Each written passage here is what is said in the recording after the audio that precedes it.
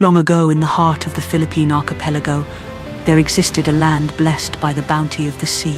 The islands, lush and diverse, were surrounded by the deep, mysterious waters that stretched endlessly toward the horizon. The people who called these islands home relied on the sea, not just for their livelihood, but for their very survival.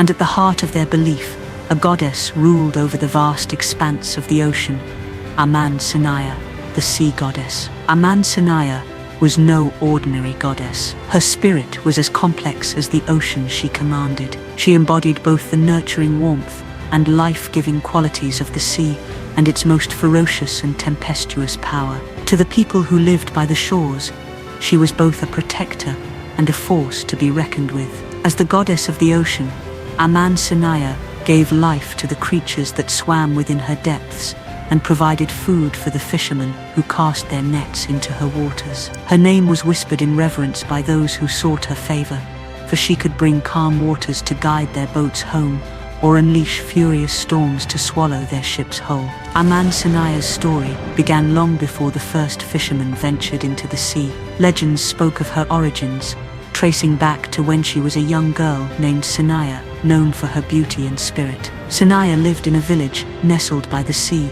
where she often wandered along the shore, watching the waves kiss the sand. One fateful day, while walking by the crystal-clear waters, she saw something gleaming beneath the surface, a needle lost by a fisherman. Driven by an inexplicable urge, she waded into the water to retrieve it. But the ocean was more than it seemed. It was a place where the boundaries between the mortal and divine were thin. As Sinaya reached for the needle, the water seemed to draw her in, as though the sea had become aware of her presence. Beneath the surface, an ancient water deity named Lítaw watched, intrigued by the girl's boldness. Lítaw, seeing in Sinaya a spirit of both purity and strength, wove her into the tapestry of the sea, transforming her into the goddess Aman Sinaya. Her human form was lost to the waves, but her essence became one with the vast and eternal ocean. From that moment, Aman Sinaya ruled the sea with a balance of kindness and wrath. Her beauty was said to be as mesmerizing as the waves themselves,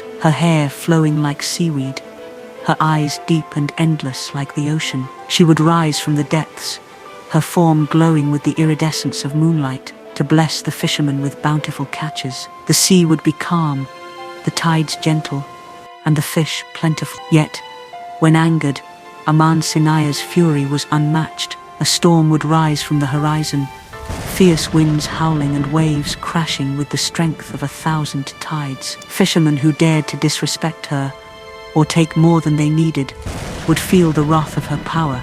Typhoons, whirlpools, and floods that could consume entire villages. Aman Sinaya was not alone in her dominion of the world. The heavens were ruled by Bathala, the god of the sky, while the winds were controlled by Amahan, the north wind. The relationship between these deities was complex, for Bathala and Aman Sinaya were rivals, forever competing for dominance over the earth. Every day, their struggle for control would send tremors through the land. Aman Sinaya, in her fury, would send storms and typhoons to challenge Bathala's reign. In retaliation, Bathala would send torrents of land, mountains, boulders, and earth hurled down from the sky, clashing against the ocean below. It was in these fierce battles that the Philippine archipelago was born. The land and sea, shaped by the gods' endless conflict, were forever intertwined, creating the islands that would nourish future generations. The people of the islands grew to understand that the ocean, while a source of life and sustenance, was also a realm of unpredictable power, shaped by the forces of nature and the will of the gods. The fishermen in particular held a deep reverence for Aman Sinaya. They understood that they were at the mercy of her moods. When they honored her, bringing offerings and prayers, she would smile upon them with her bounty. The fish would multiply, the seas would remain calm, and their boats would return to the shore laden with food. But when greed took hold of their hearts, or when they ignored the sacred balance of the sea, the goddess would withdraw her favor. Fishermen who overfished, taking more than the ocean could provide, would find the seas barren and unyielding, and when they ignored the signs of impending storms, they would be swallowed by the ocean's wrath.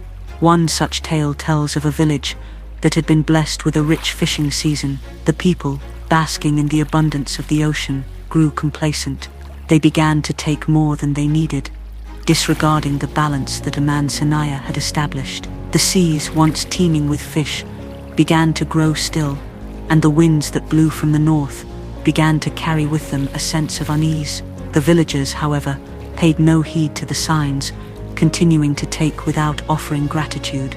Aman Sinaya, watching from the depths, decided to teach them a lesson. One morning, as the fishermen set out in their boats, dark clouds gathered on the horizon. The wind howled, and the waters began to churn. A massive storm, far fiercer than any the village had ever seen, rose from the depths of the ocean, crashing against the boats and pulling them beneath the waves. In the chaos of the tempest, many lives were lost, and the village was left in ruins. The survivors, humbled by the wrath of the sea, rebuilt their homes. They returned to the shores, but this time they came with offerings for Aman Sinaya. They built altars and offered prayers, asking for forgiveness for their greed and disrespect. Slowly, the sea began to calm, and the fish returned. The people, having learned their lesson, lived in harmony with the ocean from that day forward, always giving thanks for the bounty they received, and never again taking more than they needed.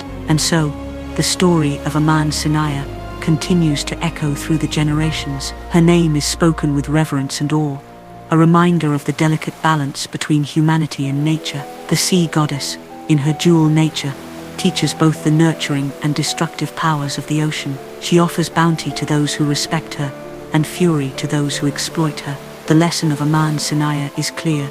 The earth and its resources are gifts that must be treated with respect and balance. When we take more than we need, when we ignore the warnings of nature, we risk losing everything. But when we live in harmony with the world around us, acknowledging the gifts we are given, we will find that abundance and peace follow. Just as the sea is both giver and taker, so too is the balance of life. Respect the world, and it will in turn respect you. If you seek wisdom, why not get it from a god? Subscribe to hear more lessons from the gods.